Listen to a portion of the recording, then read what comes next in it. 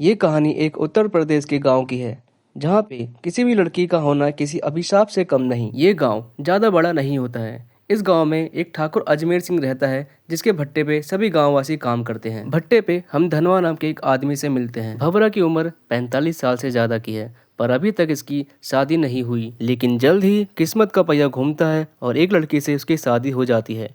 लड़की का नाम होता है भवरी। लेकिन गांव वालों का मानना था भवरी काफी मनहूस है, क्योंकि इससे पहले उसकी 3 बार शादी तय हुई और तीनों दूल्हे मारे गए। शायद यही कारण है इतनी खूबसूरत औरत एक 45 साल के आदमी को मिल गई। अब हम मिलते हैं इस फिल्म के कुछ बुरे लोगों से, जिनको बुरा कहना भी काफी बुरा होगा। इन्हें नीच कहा जाए तो ही सही है। पहला है चौधरी, जो गांव का मुखिया है।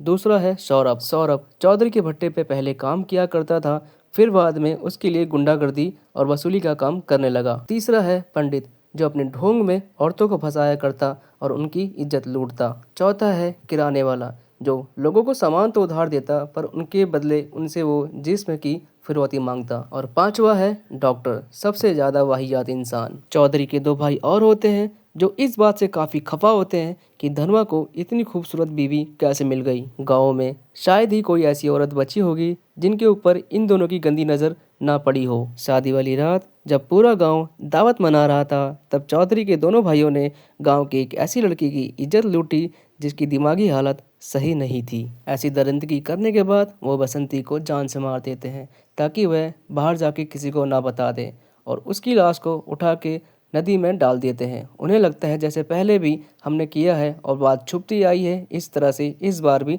छुप जाएगी। लेकिन इस बार पुलिस इंस्पेक्टर किसी भी हालत में उन दोनों को सजा दिलाना चाहता है, परंतु उसे कोई सबूत नहीं मिलता, न गांववासी किसी का नाम लेते हैं। दूसरी तरफ चौधरी अपने भाइयों का पाप मिटाने के लिए उस ढोंगी पंडित के पास ले जाता है। तब इंस्पेक्टर वहां आता है और उन दोनों भाइयों को उठा लेता है। चौधरी तभी विरोध करने लगता है। तभी इंस्पेक्टर उसे एक चाटा मारते हुए कहता है कि इस बार मैं इनको इनकी सजा दिला के रहूंगा। इंस्पेक्टर के पास गवाह नहीं थे तो क्या हुआ, उसके पास डीएनए टेस्ट था। थाने पहुंचने के बाद दोनों भाइयों की जम की कुटाई होती है और इस कुटाई से वो कबूल कर लेते हैं, हाँ जी हमने ही किया है। दूसरी तरफ हम देखते हैं चौधरी वकील से बात करता है और चौधरी साफ मना कर देता है कि इस बार उनकी बेल कराना नामुमकिन है। लेकिन हाँ, अगर हम बीच का रास्ता निकालते हैं और किसी को घूस देते हैं तो ये काम हो सकता है। लेकिन चौधरी के पास मोटी रकम देने के लिए पैसे नहीं होते हैं। तभी पंडित उसे एक सलाह देता है कि भट्टी पे काम कर रहे जितने भी मजदूर हैं उन सभी की दिहाड़ी आधी कर दी जाए, और इस तरह से हमारे पास घूस की रकम जमा हो जाएगी। इस बात का पता चलते ही सभी मजदूर विरोध करने लगते हैं, लेकिन संजय उन्हें धमकाता है और काम से निकाल देने की धमकी देता है।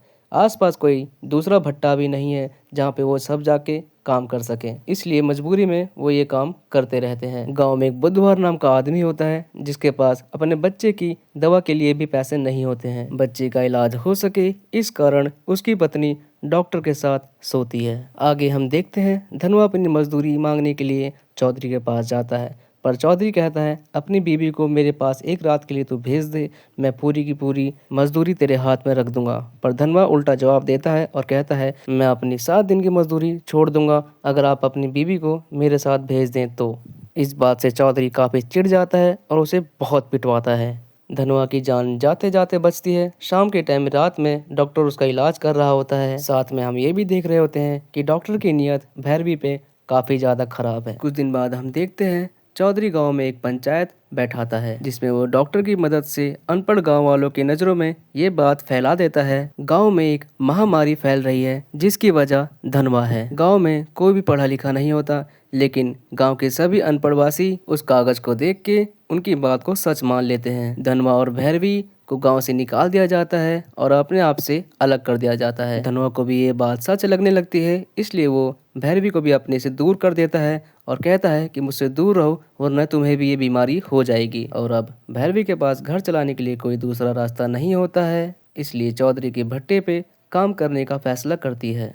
परंतु वहाँ चौधरी और उसके सभी साथी भैरवी के बदन को ऐसे देख रहे होते हैं जैसे भूखे गिद्ध। उसी बीच बाहर विदेश से आया एक ब्लॉगर सभी गांववासी और मजदूरों की वीडियो बना के एक डॉक्यूमेंट्री बना रहा होता है। वह देखता है भैरवी को और उसकी खूबसूरती से काफी प्रभावित होता है। एक रात भैरवी और ब्लॉगर दोनों घर जा रहे होते हैं, तभी भारी बरसात में उनका पैर फिसल जाता है और दोनों काफी करीब आ जाते हैं। भैरवी को लगता है ये सब कोई नहीं देख रहा, इसलिए वो लगी रहती है। परंतु चौधरी के एक आदमी ने ये सब सीन बैठ के आराम से देख लिया होता है। अगली सुबह फिर से पंचायत बैठती है, जिसमें उस ब्लॉगर को पीट पीट के मार दिया जाता है और भैरवी को एक धंधे वाली साबित कर दिया जाता है। भैरवी भी आखिरकार सोच लेती है कि सब जगह से ठुकराए जाने के बाद अब मुझे क्या करना है। भैरवी चौधरी और चौधरी के सभी आदमियों तक ये खबर पहुंचाती है कि उन्हें जो चाहिए वो मैं दूंगी, परंतु मैं 7 गुना पैसा ज्यादा लूंगी। फिर क्या था, चौधरी और उसके सभी आदमी बारी बारी उसके साथ सोते हैं और सिर्फ यही नहीं, पूरा गांव उसके साथ सोने के लिए लाइन लगा के खड़ा हो जाता है। भंवरी की इज्जत बिक चुकी थी और उसे कोई रोकने टोकने वाला अब नहीं था। दूसरी तरफ हम चौधरी को देखते हैं जो कोर्ट के चक्कर लगा रहा होता है अपने भाइयों को छुड़ाने के लिए, परंतु किस्मत को कुछ और ही मंजूर था। चौधरी ने जिस जज को घूस दी होती है उसका तबादला यहाँ से तुरंत हो जाता है। तभी चौधरी का वकील एक सुझाव देता है कि बसंती की दादी से तुरंत ही जाके तुम एक सौदा कर लो। पर दादी चौधरी को कुछ ऐसा बताती है जिसे सुन के चौधरी पूरा हिल जाता है। दादी कहती है बसंती तुम्हारी ही बेटी थी जो कि एक नाजायज संबंध से वो हुई थी। ये बात सुनने के बाद चौधरी पूरी तरह से टूट जाता है और किसी से भी कुछ भी बात कभी नहीं करता। इस अफसोस में चौधरी की जान चली जाती है, पर सभी लोग ये सोच रहे होते हैं कि चौधरी जैसा ताकतवर इंसान इतनी आसान मौत कैसे मर गया। ये सब होने के बाद भी गांव की गंदगी रुकती नहीं है और लगातार लोग भैरवी के पास जाते रहते हैं। और अब कर्मा निकल के आता है, डॉक्टर की बेटी को एड्स हो गया होता है। डॉक्टर अपनी बेटी को पीटता है और पूछता है कि तुझे ये कैसे हुआ। वो बताती है कि आपके पास काम करने वाले एक लड़के से मेरा संबंध है। डॉक्टर उसे भी काफी मारता है। तभी वह बताता है कि वह भैरवी के पास भी जाया करता था। इस बात को सुनते ही डॉक्टर बिल्कुल सन्न हो जाता है। हम देखते हैं गांव में सभी पुरुषों को एक भयंकर बीमारी हो जाती है, जिसके कारण उनकी जान भी जाने लगती है और देखते देखते काफी सारे लोग मारे जाते हैं। सभी गांव वासियों को लगता है ये बीमारी धनवा की वजह से हुई है, परंतु रिपोर्ट में सच साबित होता है कि धनवा को तो कभी कोई बीमारी थी ही नहीं।